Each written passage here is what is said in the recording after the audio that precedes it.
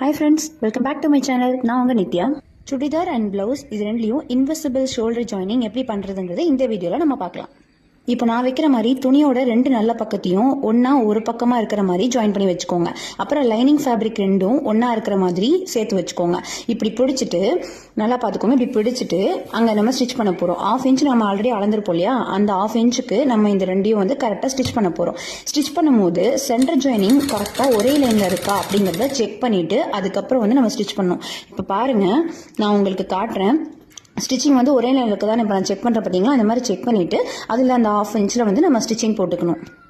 பாருங்கள், இந்த மாதிரி தான் ஷோல்டர் ஜாயினிங் ரெண்டும் ஒரே லைனில் மீட் பண்ணுற மாதிரி வச்சு அந்த 1/2 இன்ச்சில் நம்ம ஒரு ஸ்டிச்சிங் போடுறோம். அதையே நம்ம வந்து டபுள் ஸ்டிச்சிங் போட்டு ஃபினிஷ் பண்ணிக்கலாம். ஃபஸ்ட்டு ஒரு ஸ்டிச் போடுங்க, அப்புறம் அப்படியே டபுள் ஸ்டிச் போட்டு அதை ஃபினிஷ் பண்ணணும். இப்போ பாருங்கள், நான் திருப்பி காட்டுறேன். ஸ்டிச்சிங் ரெண்டு பக்கமுமே இன்விசிபிளாக தான் இருக்குது. நல்ல ஒரு நீட் ஃபினிஷிங்காக இருக்குது இப்படி ஸ்டிச் பண்ணிங்கன்னா. ஸோ இதே மாதிரி நிறைய டிப்ஸ் தெரிஞ்சுக்க நம்ம சேனலை சப்ஸ்கிரைப் பண்ணிக்கோங்க. வெளியே ஸ்டிச் பண்ணி முடிச்சதுக்கப்புறம் வெளியில் பார்த்தீங்கன்னா இந்த மாதிரி ஒரு நீட் ஃபினிஷிங் இருக்கும். கார்னர் ரெண்டும் ஒரே மாதிரி இருக்கும். ஓகே ஃப்ரெண்ட்ஸ், பாய். நெக்ஸ்ட் வீடியோவில் பார்க்கலாம். Until then bye from Nithya.